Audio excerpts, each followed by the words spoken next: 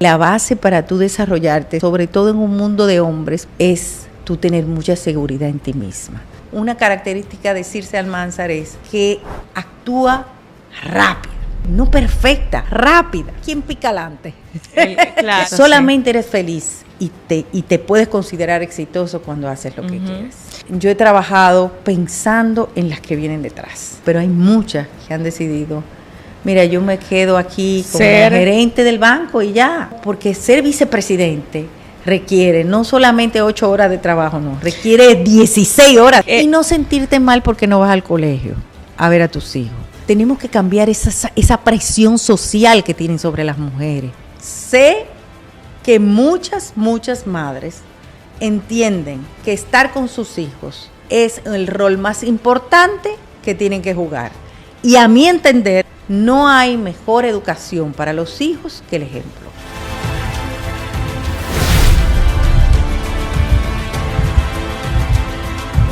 Muy bienvenidos. En esta ocasión entramos en Tras el Telón más allá de lo argumentativo.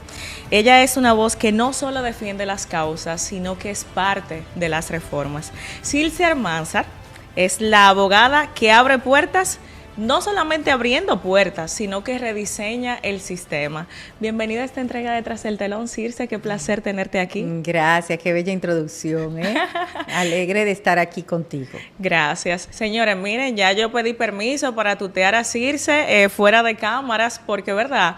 Honor y respeto a quien lo merece. Circe, en esta entrevista siempre hemos coincidido en otros espacios, pero no hemos conocido un poquito más allá de la Circe empresaria que siempre tiene una voz cantante respecto a temas en discusión a nivel nacional, y sé que detrás de esa voz cantante del sector privado hay una mujer que es líder, hay una mujer que ha tenido que trillar un camino para lograr ese posicionamiento. ¿Quién es Circe detrás del sector empresarial? Bueno, eso es muy difícil porque hay muchas Circes, hay Circe la madre, hay Circe la hermana, hay Circe la hija, Circe la esposa, hay muchas Circe. Y cada Circe es una persona que tiende a sacar lo máximo de ella. Yo digo que Circe, cuando me bautizaron con ese nombre o cuando nací con ese nombre, es un nombre que es complejo, porque primero te hace que tú tengas carácter. Primero te dicen Circe, Circe hombre, Sisi, Cerci, todos los nombres. Y dicen que cuando uno tiene un nombre difícil, pues te hace que tengas una personalidad más definida, porque tienes que decir 3 veces tu nombre. Pero además Circe es un personaje de la mitología griega que representa eso, una mujer fuerte, una mujer líder. ¿Ha sido difícil el trayecto? Ha sido muy fácil, por varias razones. Una, porque yo tuve la dicha de tener unos padres que me dieron mucha seguridad en mí misma. Yo digo que la base para tú desarrollarte, seas hombre o mujer, pero sobre todo en un mundo de hombres, para una mujer, es tú tener mucha seguridad en ti misma. Y desde que yo pequeñita, si hay alguien que me hicieron sentir todo el tiempo en mi familia y sobre todo mi madre, fue que yo podía hacer lo que yo quisiera y que siempre y cuando me esforzara podía lograrlo. Y precisamente ese fue mi norte todo el tiempo. Cómo lograr lo que me proponía, ya sea desde el punto de vista positivo para ella o negativo para ella, porque a veces no le gustaba, pero me lo proponía. Hablas de tu madre, Emilia Mergen. ¿Qué representó para ti como mujer, no solamente como hija, sino también como mujer y como profesional?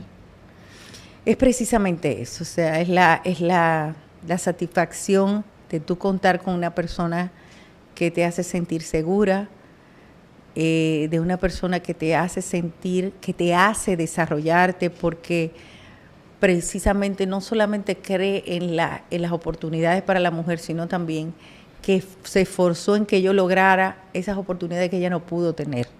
Y de eso se trata el avance de la mujer en este mundo que cada vez tiene mayores desafíos. No es solamente pensar en tú lograr algo en la sociedad como mujer, sino también cómo abrirle las puertas a las demás. Y siempre, siempre yo he trabajado pensando en las que vienen detrás.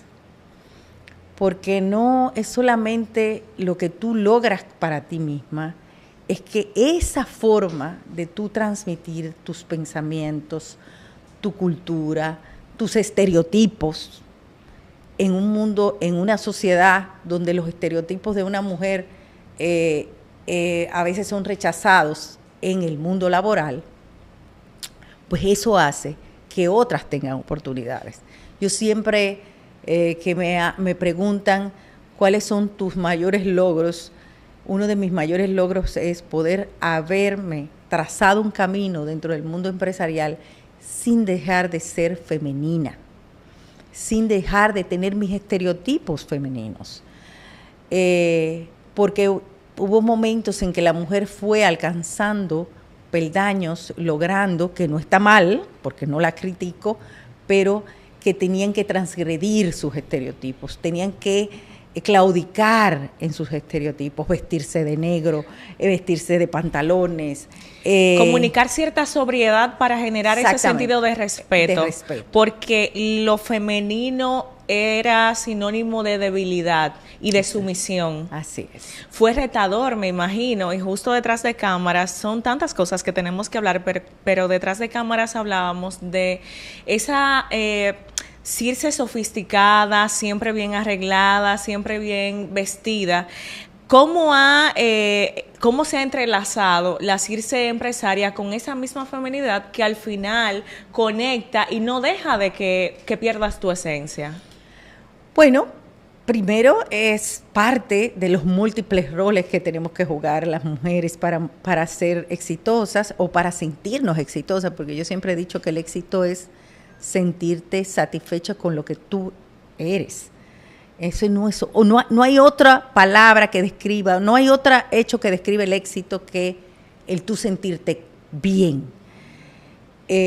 Y los múltiples roles son los que te hacen sentir bien en cada uno de ellos. Por ejemplo, el hecho de que tú tengas que tener que arreglarte, tener que cuidarte, tener que sacar tiempo para buscar también la vestimenta adecuada, tener que ir al gimnasio, tener que seguir educándote, tener que cocinar en la casa, tener que cuidar a los hijos. Exactamente, todo en la vida, un poco de todo, es lo que te da satisfacción, pero también es bien agobiante. O sea, la mujer tiene que trabajar a veces 5 veces más que lo que trabaja un hombre para poder sentirse exitosa.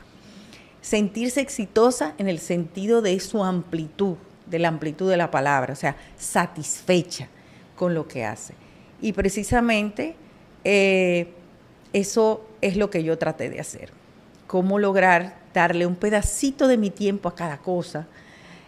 Había veces que había que sacrificarse más de la cuenta, había veces que uno llegaba cansadísimo, pero con la satisfacción del deber cumplido, con la satisfacción de haber hecho lo que quieres. Si no es lo que quieres, no vas a ser feliz. Eso es así. Solamente eres feliz y te puedes considerar exitoso cuando haces lo que quieres. Me mencionabas a tu madre ahorita y ese sentido de seguridad que siempre te proporcionó. Y he escuchado en otros planteamientos de tu parte la satisfacción que sientes tú de haber logrado tantas cosas que ella quería incluso que tú logres. ¿Crees que está satisfecha tu madre donde quiera que estés de lo que has construido? No sé qué decirte porque ella era una persona muy irreverente. Y quizá no necesariamente le hubiese gustado que yo estuviera en el ámbito de los empresarios. Por ejemplo, ella era muy de izquierda. Sin embargo,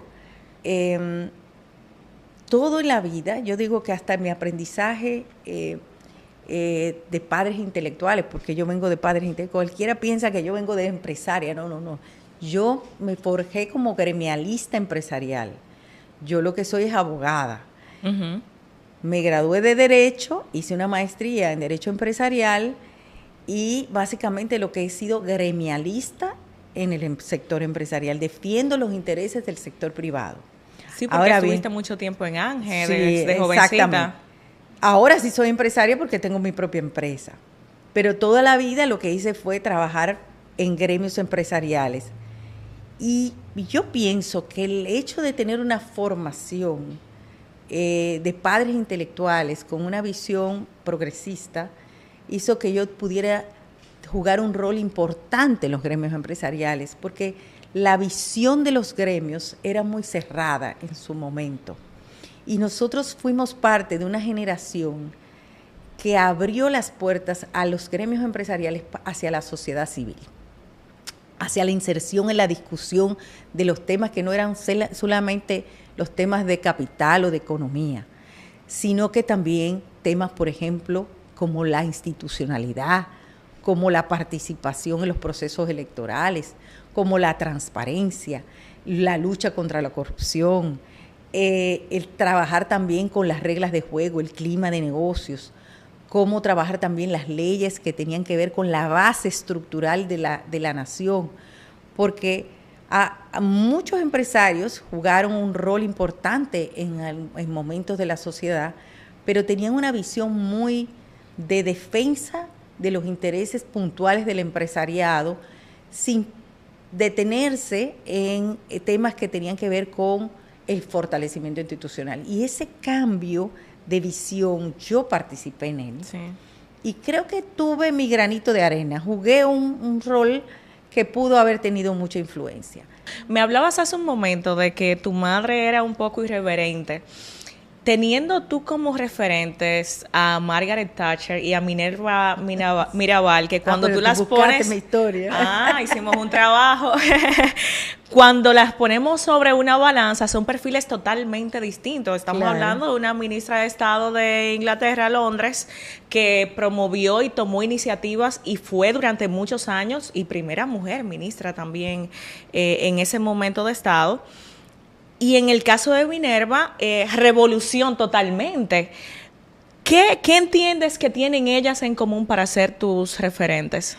Mira, lo primero es que desde sus ámbitos lograron un cambio fundamental. Fíjate, Margaret Thatcher fue una mujer conservadora totalmente. Y podríamos decir que Minerva era una mujer más liberal, más abierta. Claro, estaba basada más que nada en la consecución de un objetivo que era lograr la libertad de la dictadura que en la realidad del país. En la realidad del país. Pero lo que yo diría que es el sinónimo de ambas, o lo que hace común a ambas, es básicamente lo que yo siempre he tratado de lograr, que es cómo tú poder enfrentar los desafíos siendo mujer, siendo una mujer. Pero cuando yo digo en la palabra mujeres, reivindicando el rol femenino, reivindicando tu rol, no de intelectual, no de profesional, no, además de profesional, de mujer. Y eso es lo que a veces algunas mujeres exitosas dejan de lado, porque piensan que lograron sus resultados. Lo lograron, es verdad, tienen muchísimas oportunidades que quizá otras mujeres no lo tienen, pero es solo tú, reivindicando tu rol como mujer, vas a lograr que otras mujeres tengan más oportunidades. O sea, muchas mujeres cuando llegan al éxito se olvidan de las otras mujeres y no piensan en cómo abrirle caminos a esas mujeres. ¿Tú asocias eso a la sororidad? Falta de sororidad entre las mujeres. Es una especie de sororidad que también no es solamente o sea, yo pienso que también es no colocarse, es no ser, es a veces pensar que tus oportunidades son exclusivas como ser humano y no pensar que tienes que tratarlo como género, como movimiento de género femenino, que es cuando tú tienes que seguir avanzando. Y ahí es que está el verdadero feminismo para mí. O sea, no es tú reivindicar que tú eres feminista o que... ¿Tú no crees en ese planteamiento y ese concepto sí, de yo lo feminista? Respeto, yo lo respeto. Yo soy feminista. Pero yo soy feminista desde el punto de vista de que siempre hay que ir avanzando más en la agenda de inserción de la mujer. Y cuando vamos avanzando, tenemos que avanzar siempre colocando, mirando con un sentido crítico cuáles son los desafíos. Para mí, los grandes desafíos de una mujer ahora mismo, que son muchos, tienen que ver todavía con un tema de de capacidad financiera, de sostenibilidad financiera. Y eso hace que dependa todavía de mucho, no solamente de la sociedad como tal, sino también de cualquier persona, sobre todo del hombre. Del hombre. Pero también de cualquier persona, de la familia, porque la mujer tiene muchas cargas. Al tener muchas cargas, tiene que ser, no puede enfrentar los desafíos para seguir progresando. Imagínate tú una niña que sale embarazada a los 14 años, no puede salir del círculo de la pobreza. Por eso es que nosotros tenemos que seguir trabajando en esa agenda de inserción de la mujer y de solucionarle los problemas fundamentales a la mujer. Los feminicidios son un efecto de las desigualdades que tiene la mujer. Todavía son situaciones, consecuencias de los problemas que está viviendo la mujer, todavía excluida, con un problema inclusive hasta de seguridad en sí misma, que se ve víctima de esa situación familiar que muchas veces no puede salir. Mencionas la parte de los feminicidios y tengo que mencionar las estadísticas. Este año, en lo que va de año, 48 feminicidios. El mes pasado, 9 mujeres. Estamos hablando de 2 mujeres por semana. Es mucho. ¿Qué consideras tú que debe ocurrir en cuanto a políticas públicas, sobre todo por parte de las instituciones llamadas a defender los derechos de la mujer, el Ministerio de la Mujer, a garantizar la seguridad, el crecimiento y el desarrollo incluso de la mujer, no solamente en materia de violencia como tal? ¿Qué debería ocurrir para que haya un cambio de paradigma? Porque mencionas ese elemento de la economía, la independencia económica, que realmente es uno de los principales factores de ese círculo de violencia. ¿Qué tenemos que ver para que cambie? ¿Qué debe ocurrir en la República Dominicana? Los feminicidios no se pueden atacar desde el hecho, sino desde prevención, la causa, prevenirlo. Claro está, la situación se va a ir tornando más compleja en la medida en que la mujer también se trate de independizar. Cuando la mujer toma más conciencia, también quiere salir de ese círculo de violencia y entonces se generan esos feminicidios, porque también hay que tomar en cuenta que ahora se están dando más porque la mujer está despertando en muchos casos. Y cuando tú dices 4 puntos fundamentales para trabajar con las mujeres que se necesitan ahora mismo, bueno, el tema financiero, educación financiera sobre todo, empleo. La mujer está yendo a hacer trabajos que son básicamente trabajos de explotación de su propio cuerpo, porque no tiene oportunidades de acceso a empleos, y eso es un tema que hay que verlo, pero también hay que seguir trabajando en las mentorías, en la sororidad, trabajar en el ejemplo, en el modelo, en cómo tú lograr que las comunidades se empoderen para decir, mira, esto es lo que está bien, no aquello que está bien.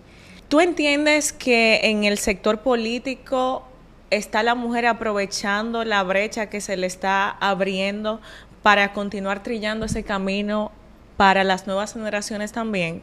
Y con esa pregunta conecto la parte de la participación de la mujer en los partidos políticos. Está la cuota de género. ¿Tú crees que se está respetando realmente? Mira, yo creo en las cuotas, contrario al presidente de Estados Unidos actual que no cree en la cuota. Yo creo en la cuota. Las cuotas son importantes para promover sectores que están excluidos o que son vulnerables. Sin embargo, las cuotas tienen que tener sistemas de medición y requisitos de desempeños. Entonces, la cuota femenina es un estímulo a la mujer. Ahora bien, eso tiene que venir acompañado de lo que es un programa educativo, un programa de inserción. Porque lo que yo no puedo es tener una cuota para que realmente esa cuota la llene la esposa de un político para que él tenga ese puesto más el de político. Yo creo que más que nada lo que hay que hacer es una evaluación. Por ejemplo, cuando tú vas a subir las cuotas, tú no puedes subir una cuota porque simplemente tú vas a lograr un resultado, porque lo que vas a lograr es quizá una mujer que no reivindica el rol de la mujer, como ha pasado. Recientemente tuviste declaraciones que las primeras mujeres son las mujeres, o sea, las que están en el Congreso Nacional muchas veces son mucho menos sororas que los hombres o mucho menos identificadas con la realidad de la mujer que los propios hombres. Ahora bien, para no tener cuota y tener cuota, yo prefiero tener cuota. Aunque quizás no funcione como debería funcionar. El desafío porque por lo menos le está dando la oportunidad. Claro, el desafío es que funcione como debería. Claro. Circe, abogada, pero ¿cuántas veces tú has asumido el rol? Bueno, si tú supieras que ahora que tengo mi oficina de consultoría, he tenido que ser abogada de cierta forma, pero nunca he subido estrados. Bueno, fui una vez, recuerdo que cuando estaba haciendo ejercicio de pasantía para graduarme de Derecho, fui a los tribunales y recuerdo que me tocó un caso que me marcó mi vida, porque me tocó defender a un supuesto violador de una niña de 7 meses. La primera vez que subiste a estrado fue a defender ese caso. Y yo me quedé traumatizada. Yo dije, yo no quiero volver a esto. No, por favor. No. Circe, como vicepresidenta de la Asociación Dominicana de Industrias, 17 años, ¿cuál fue el mayor desafío que te tocó enfrentar allí? Cuando yo entré precisamente a la Asociación de Industrias, acabamos de firmar el Acuerdo de Libre Comercio con Estados Unidos, donde se abría todo el comercio de República Dominicana hacia los bienes americanos. Y tú tenías que poner a la industria a competir de igual a igual con empresas tan grandes como las empresas americanas, sin ninguna barrera arancelaria, por lo tanto, libre de impuestos. Entonces, ¿cómo enfrentar esa situación? Primero era un cambio cultural, había que trabajar con la cultura de la industria, pero también cómo buscarle a esas empresas condiciones para poder competir.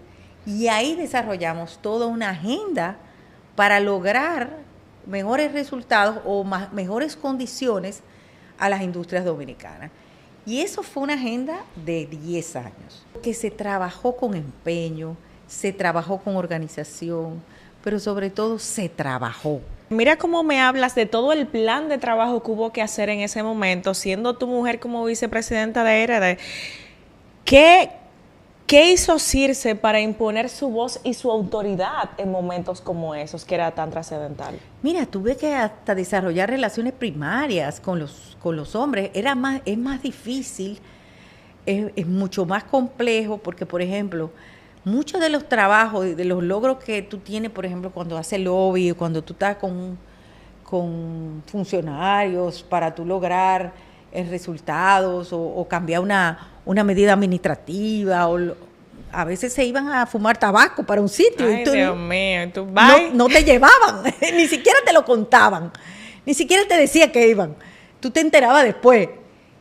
Pero tú tratas de desarrollar ambientes propicios donde tú te sientes cómoda. Tú me estás contando todo esto y yo estoy en la perfección, pero yo sé que hubo un tiempo para desarrollar esa habilidad. Claro. ¿Qué tiempo le costó a Circe entender esa realidad? No imponerse, porque no me gusta la palabra imposición, sino establecer su autoridad y entrar en el círculo. Bueno, muchos años, tomó muchos niveles de perseverancia, de insistencia, de adelantarse. Yo siempre he dado un consejo a los más jóvenes y a las mujeres, y es que la forma de tú influenciar siempre es adelantarte a las circunstancias. Y es no dejar pasar las oportunidades. Puede presentarse una oportunidad en algo y tú tienes que tratar de lograr cómo aprovechar ese momento o aprovechar esa circunstancia para poder lograr el resultado que tú entiendes. O sea, la oportunidad es aquella que tú creas y que tú puedes siempre adelantarte a las circunstancias. Y entonces tú estableces la agenda. Porque cuando tú eres la primera, siempre influyes en la agenda. Y muchas veces nosotros somos, esperamos a que otro haga para entonces tener algún tipo de inserción o de sobre lo que hizo el otro. De incidir. Pero la diferencia conmigo, yo diría que esa es mi característica principal. O sea, si tú puedes decir una característica de Circe Almanzar es que actúa rápido. O sea, yo siempre fui muy rápida en las iniciativas. No perfecta, rápida.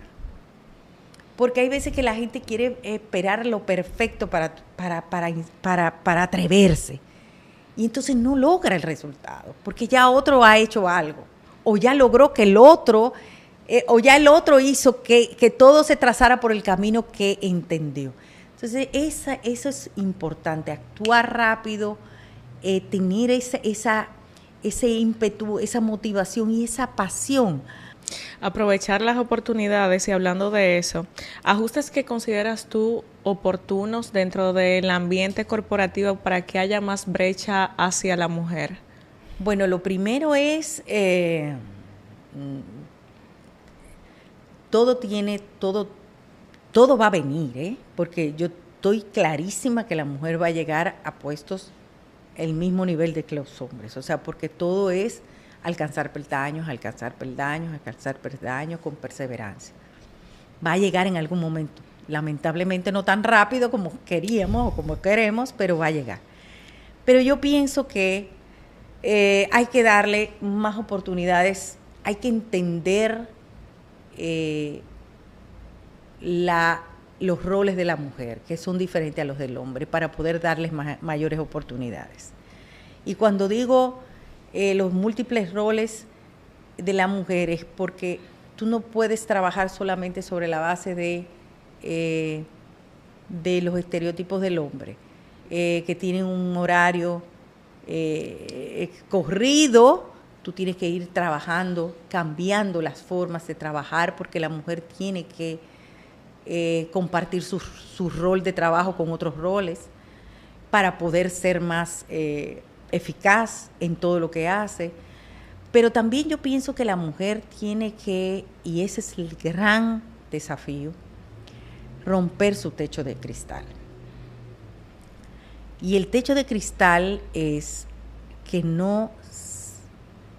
muchas mujeres claudican y entran en un estado de confort, porque es muy costoso emocionalmente para una mujer ser exitoso en todo, o yo no diría ser exitoso, sino avanzar, seguir avanzando.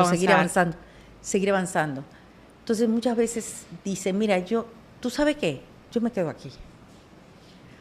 Y para que la mujer siga avanzando, tiene que romper ese techo de cristal.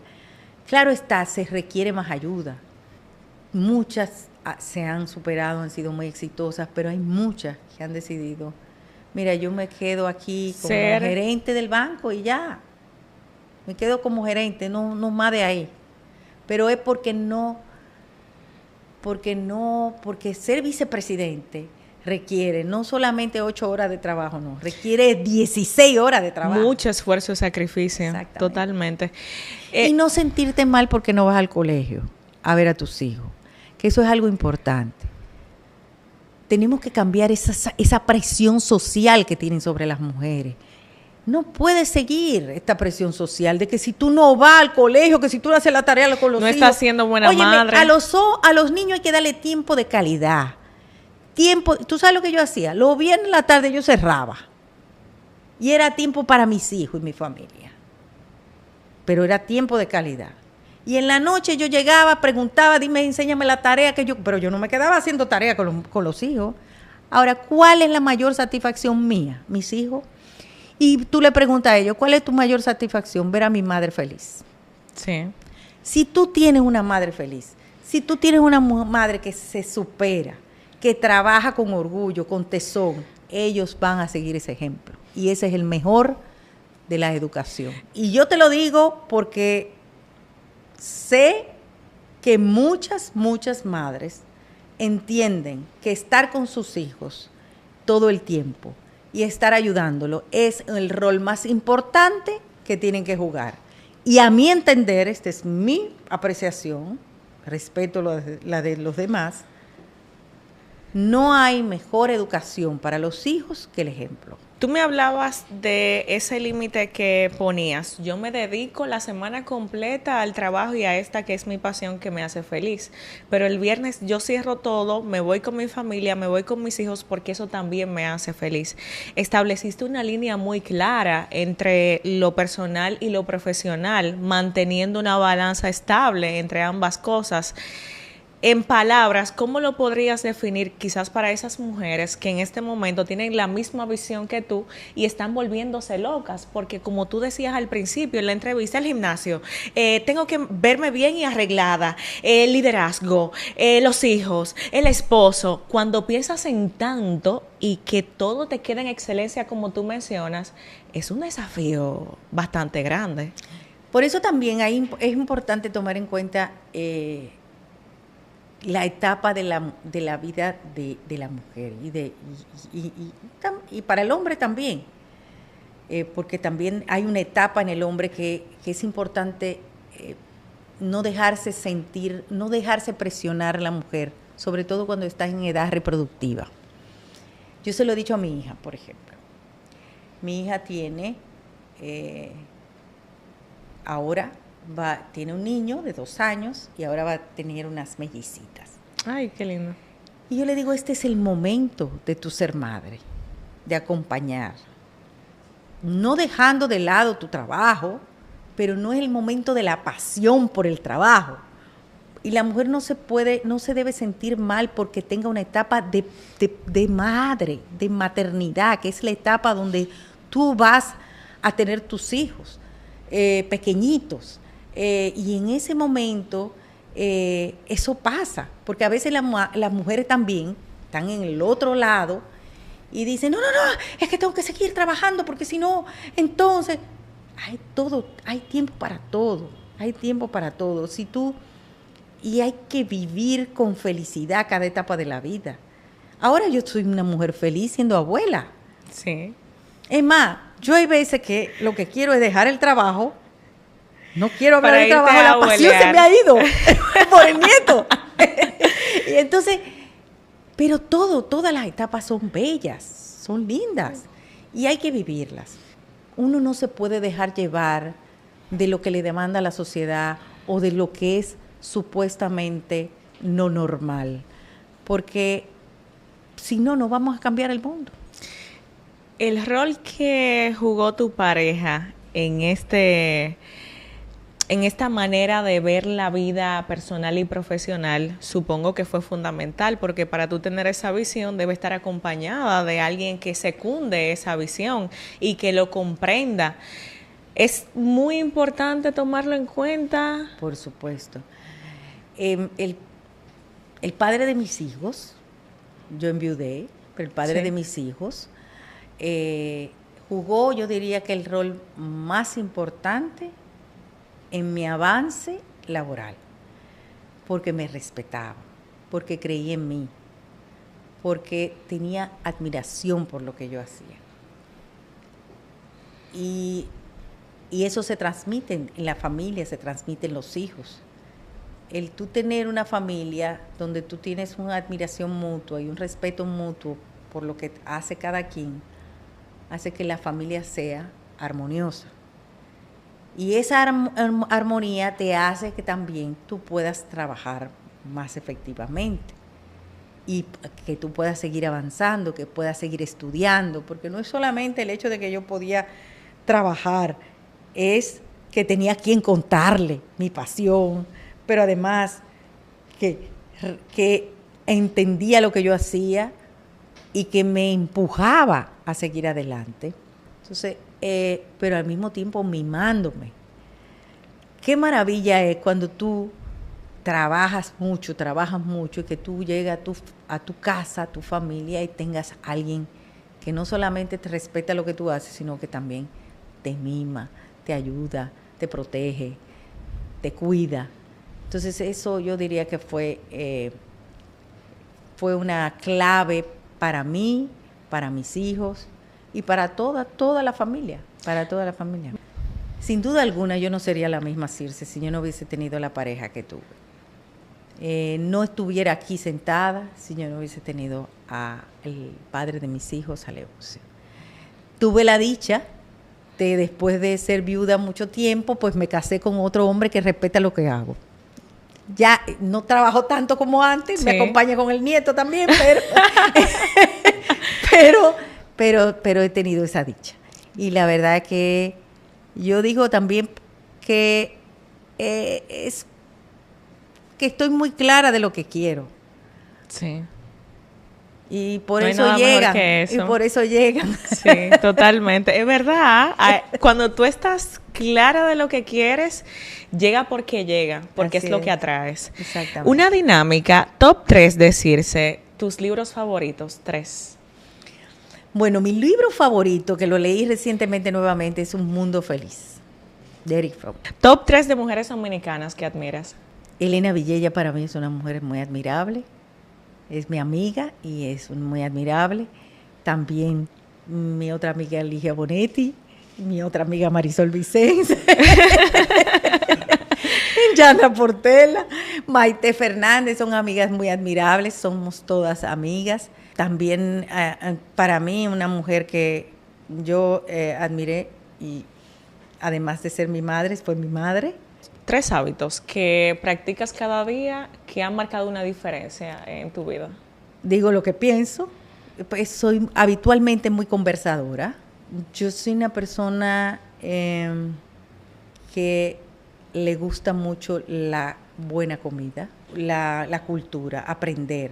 O sea, soy una persona que aprende, ya sea leyendo, ya sea viendo documentales, ya sea viendo series, ya sea viendo YouTube. Ahora el mundo del YouTube ha dejado uno de leer tanto, pero enseña muchísimo. Y esos serían mis hábitos. O sea, de los buenos, porque no te voy a decir los malos, porque hay muchos malos. Sí. ¿Y cuáles son los malos? ¿Cuáles son? Primero, soy muy explosiva a veces. Sí. Sí. Todo el que me conoce sabe que hay veces que yo, cuando siento que algo no está resultando como yo entendía que resultaba, entonces reacciono. Pero no muy parece fuerte. Circe, pero soy, absolutamente. Soy. Sí. Sí.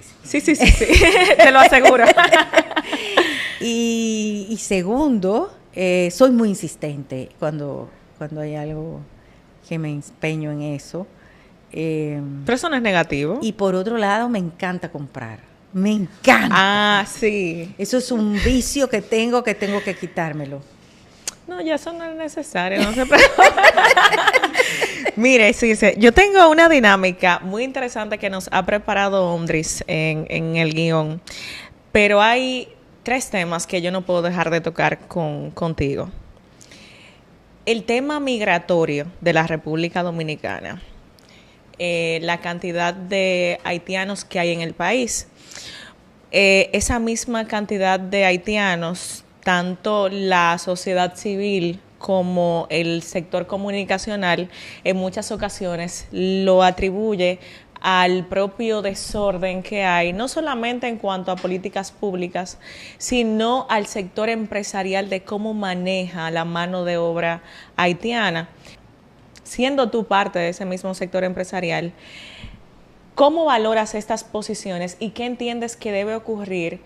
No para que no haya migrantes, porque la migración está en todos los países, pero que se dé de una manera organizada, que no consuma el presupuesto de la República Dominicana. ¿Por qué?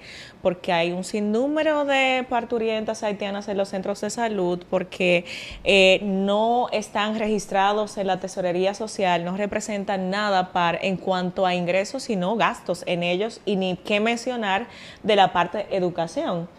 ¿Qué entiendes tú que debe ser el rol del sector privado en ese sentido? Es un problema que lo vamos a tener toda la vida, porque tenemos nuestro vecino ahí y siempre tenemos que reforzar nuestros mecanismos de seguridad. O sea, tendremos siempre que trabajar en eso para evitar un trasiego indeseado o de inmigrantes más allá de lo que debería ser, sobre todo que sea regularizado.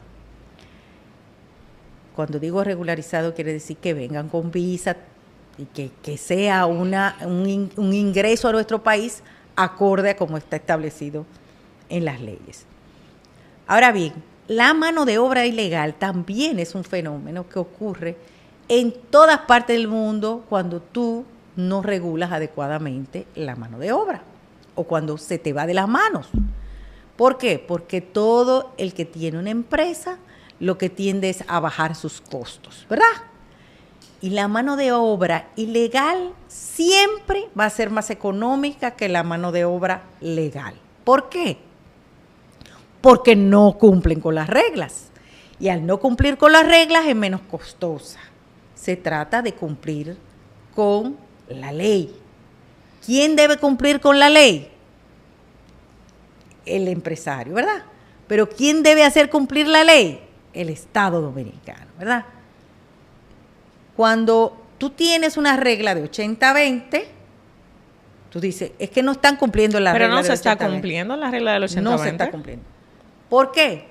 Porque durante años nos hicimos de la vista gorda con eso y ahora hay un problema estructural en la mano de obra en varios sectores de la economía. Tú no encuentras trabajadores que quieren trabajar en el campo porque vinieron para acá, ¿verdad?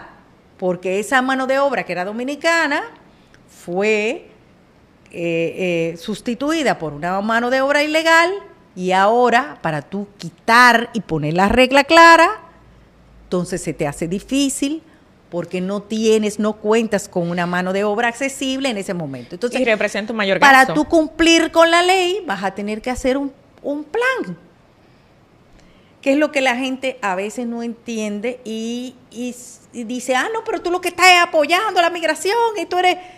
Nosotros tenemos que buscar mecanismos transitorios para llegar al nivel que debemos llegar, que debe ser 80-20 o 90-10 o 70-30, lo que sea, pero con una forma de tú hacer una especie de permisos temporales a esa mano de obra que la empresa se haga responsable. ¿Y el empresariado está dispuesto a ello? Tiene que estarlo, porque si no, porque entonces ¿cuál es tu opción? Porque si tú eres un empresario que está diciendo que yo no tengo de dónde conseguirlo, por eso es que yo estoy contratando mano de obra extranjera. Entonces tú tienes que buscar mecanismos para identificar eso, ya sea con datos biométricos, ya sea con lo que sea, para identificar y haciéndole un contrato temporal de trabajo donde el responsable es esa empresa, pero al mismo tiempo obligándolo a pagar una seguridad social para que el tema no sea una desigualdad. Brevemente, la reforma del Código de Trabajo, que ha estado en discusión en las últimas semanas, de hecho estuvo en el Senado, pero se paró producto de lo que ya sabemos. ha sido bastante cuestionado también el sector privado con el tema de la cesantía. Posición de Circe Almanzar como parte del sector empresarial. Bueno, la posición de Circe Almanzar es que hay una situación crítica en el empleo formal en República Dominicana. Puedo estar equivocada, podemos estar equivocados, pero hay un problema. Aquí hay casi un 60% de los trabajadores fuera de la formalidad que no tienen cesantía, ¿verdad? Entonces, tenemos que revisar todo en el Código de Trabajo, todo, pero no es un paño con pata, como se hizo. ¿Tú estás de acuerdo que se quite la cesantía o que se deje la cesantía? No, eso no. Lo que pasa es que nosotros hicimos un análisis a nivel internacional de comparativo. Nosotros comparamos lo que tenía, porque nosotros no estamos inventando la rueda. ¿Qué hicimos? Comparamos. Aquellos que tienen seguridad social tienen o un seguro, seguro de desempleo o tienen un sistema de cesantía basado en un tiempo determinado. Pero nunca tú tienes una seguridad social con un sistema de pensiones y una cesantía para la vida entera. Eso no lo existe en ninguna parte del mundo. Entonces, ¿cuál fue la propuesta de nosotros? Como el seguro de desempleo es demasiado costoso por la informalidad tan alta que hay en República Dominicana, porque tú no puedes costear sobre la base de toda la población todo lo que debería ser la población ocupada en un seguro de desempleo, porque tú tienes que hacer un análisis previsional y tienes que hacer unas proyecciones actuariales, y por eso resultaba muy costoso. Entonces, la propuesta que se hizo fue, ¿cuánto equivale a un seguro de desempleo? Equivale aproximadamente, tú debes darle una indemnización al trabajador para que dure aproximadamente 5 meses sin trabajar. Entonces, tú le pones un tope a esa en base a su salario. En base a su último salario, porque es el último salario, y pones sería como lo que equivale a que tú busques otro trabajo en ese tiempo. Que no sea lo ideal. Bueno, propongamos otra cosa, analicemos otras cosas. Pero no, mi preocupación es que estamos enfrascados en un status quo de unos sectores que no quieren analizar las posibles alternativas, porque yo voy a afectar los derechos adquiridos. La vicepresidenta dijo que no se iba a tocar la cesantía. Bueno, porque es un tema político, políticamente incorrecto ya. ¿Tú entiendes? Entonces, pero ¿tú crees que nosotros podemos avanzar sin debatir los problemas estructurales? Es un tema como de quedarnos como en el mismo lugar, en el status quo, sin analizar lo que yo puedo lograr cambiando las reglas de juego. Ya para cerrar, que casi me va a colgar producción. Se nos aprueba un código penal, Circe. La República Dominicana tenía un código de 1884, era necesario. Hay una serie de artículos que han sido bastante cuestionados, sobre todo los que tienen que ver con los derechos de la mujer. Se ha hablado bastante de las 3 causales, el tema de la cosificación de la mujer respecto a la violencia dentro de una relación marital y muchos aspectos más. ¿Cuál es la valoración de Circe respecto a los artículos que tienen que ver con la mujer dentro de este Código Penal que entra en vigencia en 2026? Mira, yo creo que si no se aprobaban ahora, no se van a aprobar. Pero también yo he analizado mucho esta situación. Y la verdad es que lamentablemente nuestra sociedad no está preparada para una discusión de nada que tenga que ver con aborto. Y no está preparado porque se ha convertido en una discusión religiosa. Y al convertirse en una relación, en una conversación religiosa, un debate religioso, no puedes entrar en el tema de lo que tiene que ver con la implicación que puede presentar una situación como las 3 causales. Este debate no estamos preparados para tenerlo porque somos un país muy conservador, que está ahora mismo debatiendo temas que tienen que ver con los derechos de la mujer, con su libertad de elección de la mujer, basándose en unos principios y en unas creencias religiosas. Entonces, yo respeto, la sociedad es la mayoría.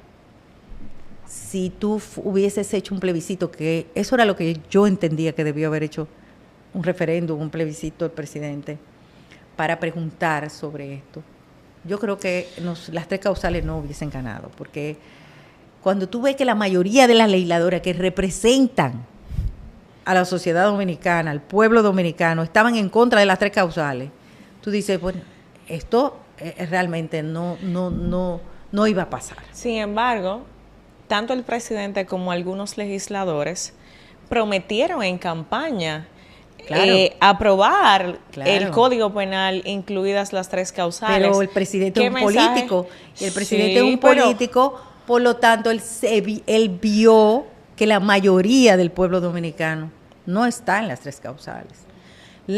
Es la verdad.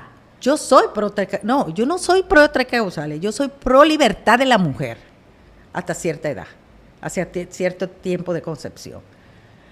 Pero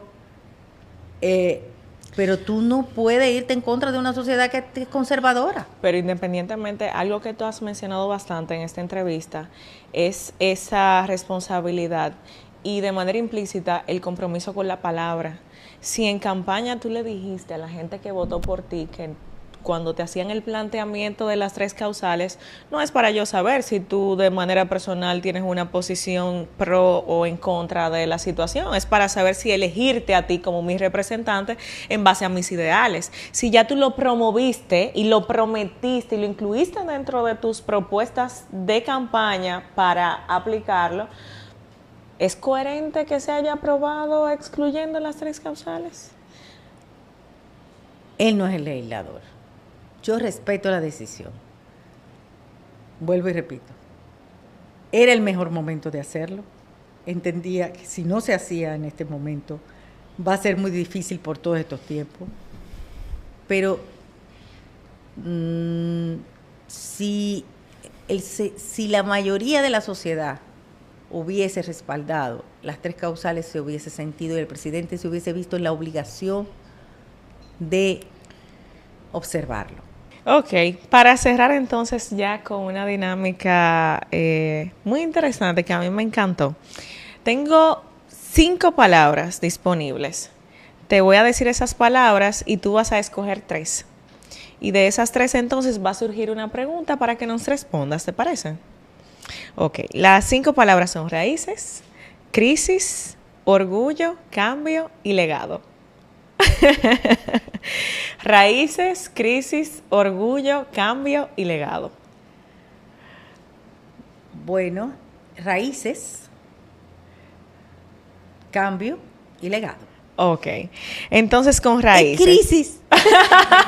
Yo quería que tú escojas esa palabra, pero bueno. Yo creo que me confundiera crisis, no raíces. Ok, crisis entonces. Sí. Ok, bueno, yo puedo aprovecharme y hacer también raíces, claro, ¿verdad? Raíces, ¿qué valores de tu infancia siguen guiando tus decisiones empresariales hoy? La integridad. Crisis, ¿cuál fue tu momento más desafiante como líder y cómo saliste de él sin perderte a ti misma?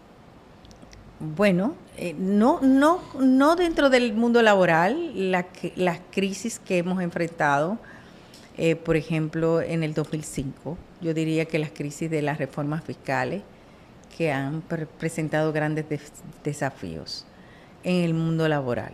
Entonces, cambio, ¿cuál ha sido el cambio más radical que hiciste y que redefinió tu carrera o tu visión de éxito? Bueno, independizarme.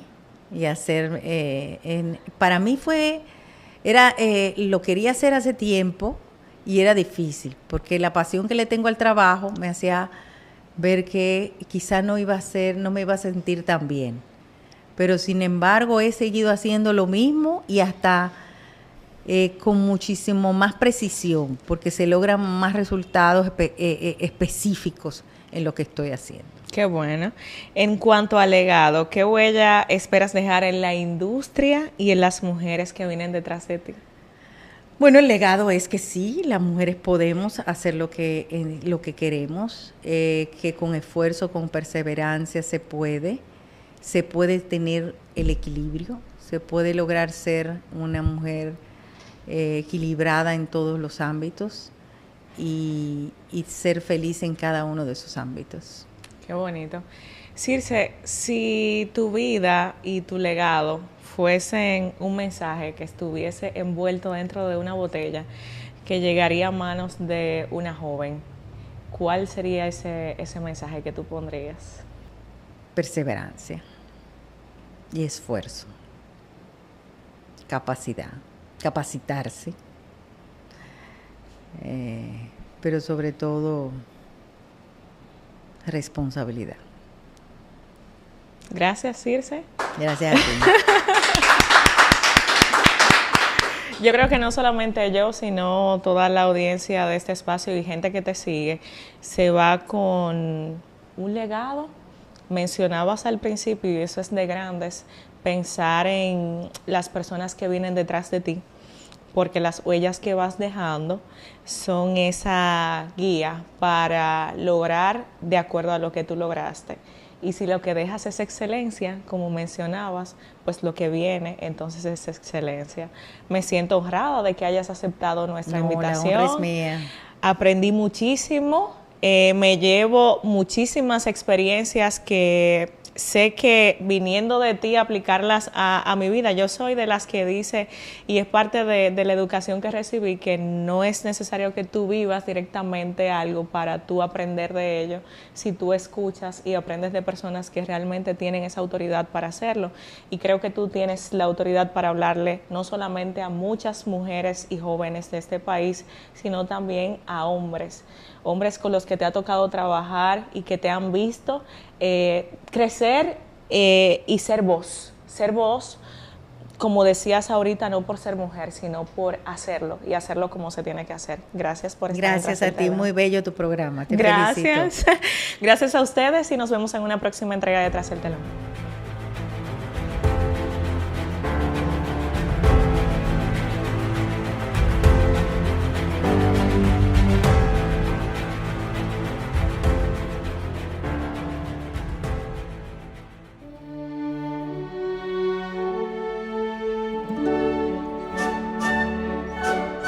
Como recuerdas que fue.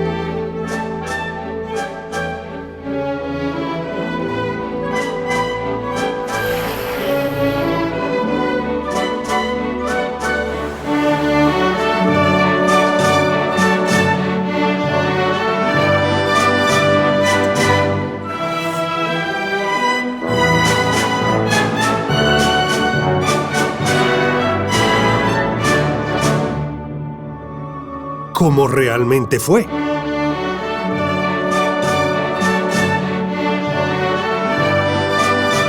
Cuando se trata de tener tu casa, cualquier lucha lo vale. Por eso vuelve Expogar Banreservas. Porque tu esfuerzo por tener tu casa, local o villa, vale la pena.